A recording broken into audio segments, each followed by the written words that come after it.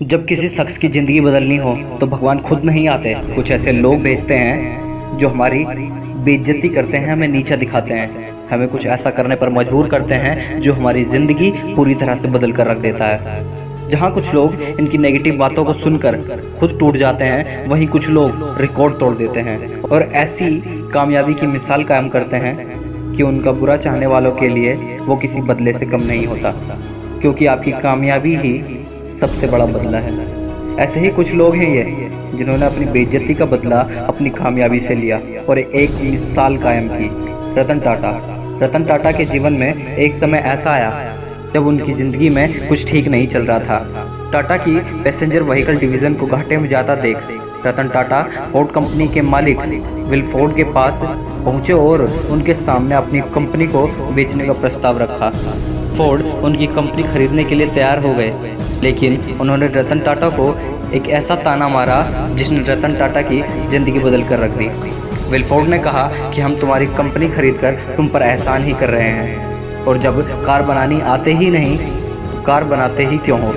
यह बात रतन टाटा को इतनी बुरी लगी, इन्होंने अपनी कंपनी को बेचने से इनकार कर दिया और तुरंत वहां से फ्लाइट लेकर अपने देश भारत आए और अपनी गलती पर दिन दुगनी रात चौगनी मेहनत की, अपनी गलतियों को सुधारा, अपनी गलतियों पर काम किया और देखते ही देखते उनकी कंपनी कामयाबी की ऊंचाई छूने लगी। और वहीं दूसरी ओर फोर्ड कंपनी घाटे में जाने लगी। कंपनी को घाटे में जाता देख विलफोर्ड ने अपने टॉप ब्रांड लैंड रोवर और जैगुआर को खरीदने का प्रस्ताव रतन टाटा के सामने रखा और रतन टाटा ने विलफोर्ड को बिना कुछ कहे लैंड रोवर और जैगुआर को खरीद लिया। अगर रतन टाटा चाहते तो उनको भी नीचा दिखा सकते थे, लेकिन उन्होंने ऐसा नहीं किया, क्योंकि उनकी कामयाबी ही सबसे बड़ा बदला थी। इसी तरह जब अमिताभ बच्चन अपने शुरुआती दिनों में स्ट्रगल कर रहे थे, तब वह ऑल इंडिया रेडियो के पास जॉब के लिए गए।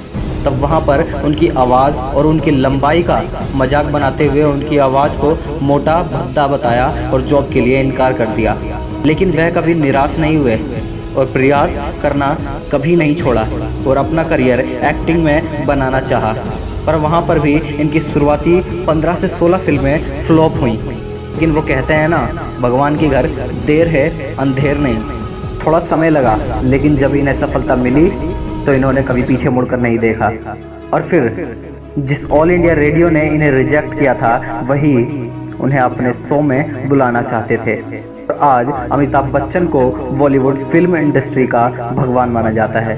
अगर वो चाहते तो ऑल इंडिया रेडियो को नीचा दिखा सकते थे, लेकिन उनकी सफलता ने ही उनका बदला ले लिया। गांधी जी को अंग्रेजों ने ट्रेन से धक्के मारकर बाहर निकाल दिया और कहा कि तुम काले भारतीय लोगों की औकात नहीं है हमारे साथ फर्स्ट क्लास डब्बे में बैठने की।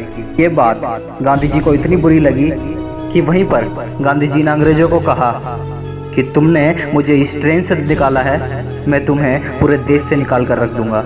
गांधी जी द्वारा लगाई एक छोटी सी चिंगारी ने कितनी बड़ी क्रांति का रूप ले लिया, ये आज किसी को बताने की जरूरत नहीं है। गांधी जी ने अपने गुस्से, अपने बदले की भावना को थोड़ी देर के लड़ाई झगड़े से शांत ना करके अपने गुस्से और बदले की भावना को पाला और सही समय आने पर अंग्रेजों को देश से बाहर ही कर रख दिया। चेतन भगत, जिन्हें उनके मालिक ने जॉब से निकाल दिया क्योंकि उनको दिया हुआ टारगेट वो पूरा नहीं कर पाए और उन्होंने कहा कि तुम इस जॉब के काबिल नहीं हो।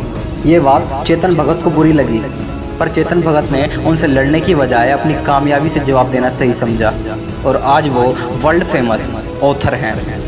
जब कोई आपकी बेइज्जती करता है तो उसे नेगेटिव वे में ना लें, उसकी कही हुई बातों को गलत साबित करना अपनी ज़िंदगी का मकसद बनाएं और उन्हें कहकर नहीं अपनी कामयाबी से जवाब दें, क्योंकि कहकर जवाब देने से आपका परिहास बनता है और जब आप कुछ ना होकर भी कामयाब होते हो तो एक इतिहास बनता है। इसीलिए बड़े सपने देखते रहें और उन्हें पूरे करने की कोशिश करते रहें।